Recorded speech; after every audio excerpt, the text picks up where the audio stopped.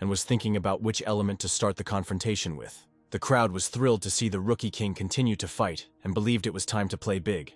But this time, Agatha definitely took the guy for a lunatic who didn't understand what he was doing by agreeing to fight.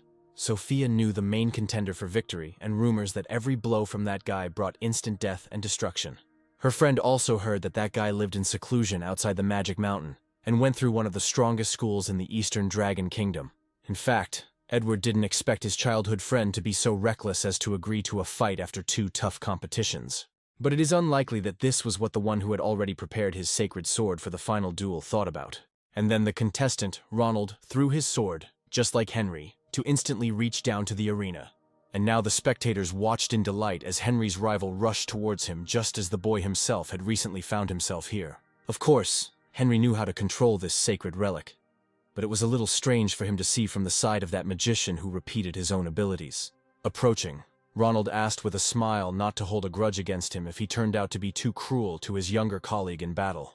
And although Henry understood that he was strong, it was possible to say this without unnecessary pathos, without making such a serious appearance. And then Ronald warned that the first-year student was only familiar with the students of the academy, but he did not know the true power that could not be obtained within its walls. And then he sent his magic sword, charged with powerful energy, at the guy, and it became clear that the fight would not be easy. Immediately after that, he gripped the handle of the magic blade even tighter and hurried to repel the sudden attack. Fortunately, he succeeded, and the sacred relic launched by Ronald was almost neutralized. True, she flew at such a speed that even after hitting her, the guy was thrown 10 meters toward the stands. Fortunately, the quality of the blade was excellent. Otherwise, it is difficult to say how the clash would have ended if he had not had such a formidable weapon. Looking at this, Bruce was more impressed by the freshman's barrier than Ronald's blow, because he saw how skillfully the boy could wield the relic. With this weapon, Henry pierced the defense of his pearl, and the strength of the blade alone was comparable to that of high school students. This also came as a surprise to Ronald, because he barely saw the moment of the swing, and yet the guy managed not only to react, but also to repel the attack. However, Henry immediately interrupted him and wanted to ask just one question before continuing. It was a strange start to the next stage of the fight, and Ronald asked what exactly he was interested in.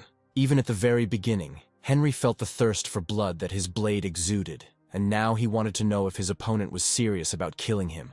However, Henry himself was not so much worried about himself as he wanted to know if he could give it his all in this fight without hesitation. After all, if so, then he is ready to finish off Ronald first, without even giving him time to make even one serious attack. But the very next second, where Ronald stood, a trace suddenly appeared in the sand after he instantly flew into the air. Not wanting to listen to this nonsense, he shouted that the games were over and now it was time for a serious duel. It's no secret that this guy has control over many elements, and he wanted to start the first attack with the help of one of them. And then suddenly magical swords appeared around him, surrounding him from all sides, and not a single student of the academy could have repelled such an attack. Julia knew that such an attack was capable of killing everyone within 1,000 miles, because the energy of these blades was not inferior even to Henry's current strength. For Edward, the ending was obvious, and the guy just had to wait for his friend to show everything he was capable of. Henry's limit, as his opponent thought, was just one sword. But if he saw 3 in front of him at once, he would hardly be able to block the attack. And then he actually threw 3 energy swords at once towards him, which rushed towards the target at great speed. But at that moment, unnoticed by anyone, the immortal spirit touched his ward, warning him that he needed to prepare and give it his all. They instantly reunited, merging their energies together, and now Henry fought not alone, but with the help of the immortal spirit. This reunion of souls did not go unnoticed, and all spectators saw how monstrous energy splashed out of the student's body. Ronald watched with delight as his opponent finally showed all the trump cards he had up his sleeve, because he himself wanted to fight the strongest student. However, without giving him time to collect himself, he sent all the magical swords towards Henry, each of which contained destructive power.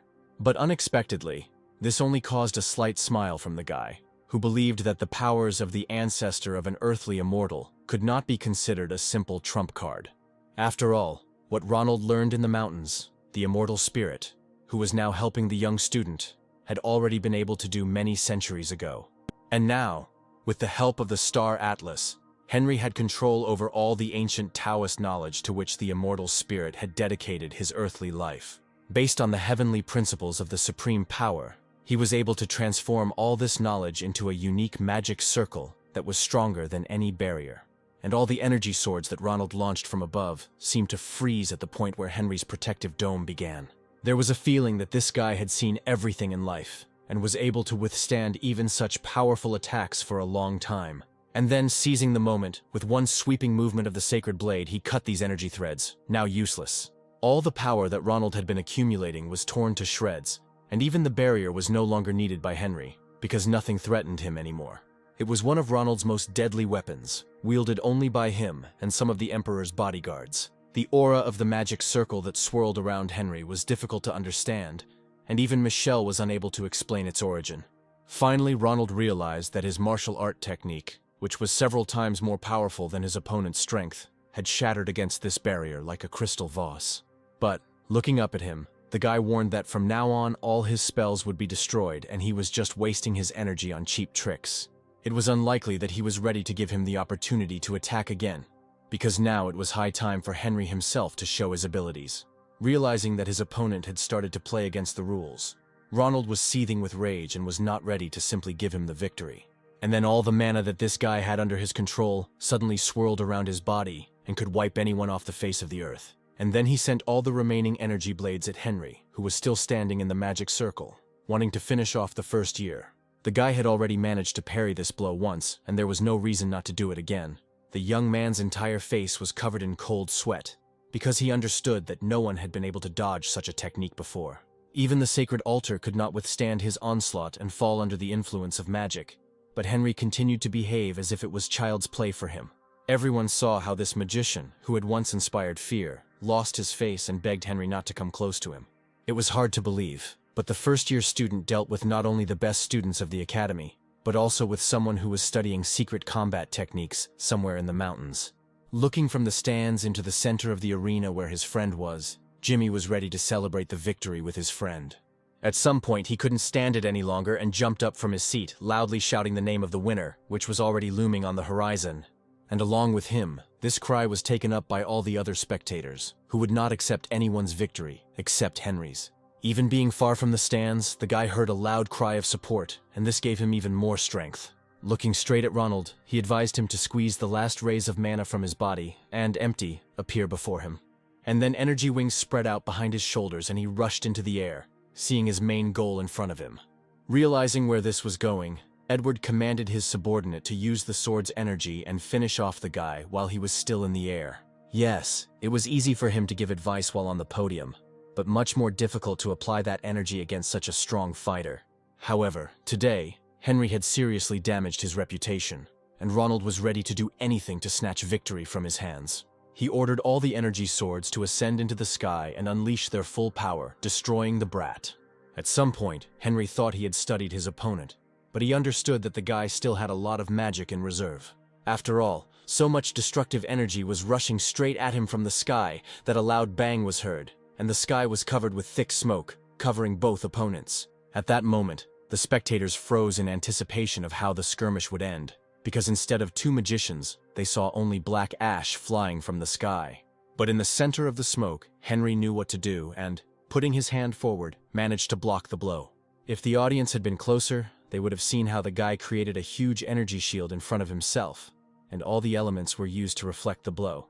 And then suddenly, with one movement, he penetrated the shield, coming out almost face to face with today's opponent. And now Ronald simply wouldn't have enough time to prepare the next attack, even if he tried to send hundreds of blades at him again. Besides, the ancient power that his mentors had given him was little left and would not be enough for victory. The immortal spirit was also determined to win, and saw that with Ronald's basic cultivation level, he would not be able to avoid defeat. Of course, at the last moment he tried to throw the remaining magic blades at Henry, but he knew that this was the last thing he would do. It was only a short time before the two would be face to face, and Ronald was one step away from defeat. But when Henry got there, he had already thrust forward the sacred blade to end the competition forever. And the very next second, he plunged the sword straight into his opponent's chest, leaving him no chance to survive. In fact, this guy should have realized in advance what a fight with the best alchemist in the city would entail. But now it was too late to think about it. After the guy pulled the blade back out of Ronald's body with a sharp movement, he lost consciousness and flew down to the ground. And Henry only watched from above as his defeated opponent threw his hands up and no longer resisted his imminent death. He fell from such a height into the center of the arena that any spectator would never have believed that it was possible to survive and continue the fight. There was a deep wound on the boy's body from the blow with a blade, and Ronald was no longer able to show any sign of life. Spectators were horrified that the event was initially an annual competition and did not believe that it would result in the death of a participant. One of the women, who wanted Ronald to win, realized with horror that a second ago she had seen the moment of his death, and it was no longer possible to turn back time. Even Sophia, who knew the boy's abilities, was surprised at how brutal Henry could be in battle. Right in front of everyone, he pierced his opponent through and through with his blade, and Agatha also felt uneasy seeing such a sight. Only Jimmy could hardly contain his emotions, because he knew that his friend simply had no other choice. For the first time since his rebirth, the boy failed to suppress his desire to kill, and used the duel as an opportunity to vent his emotions. What was also strange was that he did it without hesitation or guilt, but his soul was calmer than ever. He understood that for such an act, Michelle would most likely disqualify him from the participants. Although everyone saw with what fury Ronald attacked, Edward was furious that this pathetic student dared to kill one of his strongest subordinates, acting against the rules. But it was unlikely that this was important to Henry himself now, because he had already completed the mission for which he had been training for 3 days on the sandy shore. And then, spotting Edward in the crowd of spectators and looking straight at him, he said gloomily that it was now his turn to fight. A look like that would make anyone break out in a cold sweat, and Edward was no exception. However, standing on the top floor of the stands, he ordered the student union to kill the student who was responsible for the death of his best mage. But it seemed he forgot where he was, and with his screams, the boy almost revealed his true intentions to kill Henry. Moreover, none of his subordinates shared his opinion, because they all joined the committee for the sake of prosperity, and not for the sake of killing freshmen. Realizing that this pile of trash was not worth dealing with, the guy quickly walked away from there. He knew that if he didn't finish the guy off today, the student union would lose its greatness, and then his influence in the city would come to an end. Having reached Michelle, he began to accuse her from afar of watching the student kill his rival. But suddenly she said that people were dying all the time, and she couldn't do anything about it even if she wanted to. Besides, Ronald himself wanted to kill the freshman, and, according to heavenly laws, Henry had every right to self-defense. There remained the master, to whom Edward turned, hoping that at least he thought differently. But in this matter, the final word belonged to the director of the student union, and if Michelle thought that the guy was not guilty, so be it. Finally, he asked the boy not to be bloodthirsty, because as the heir of an influential family, he should be an example for the students. However, the guy could not accept the fact that they would turn a blind eye to this, thereby setting a bad example for other participants in the competition. And yet, the master could no longer be persuaded, because from the very beginning he had closely monitored Henry's actions and did not see anything illegal. He heard that Edward had recently lured the late Ronald into the team, and, with his help, had threatened to take over Richard's business, taking it for himself.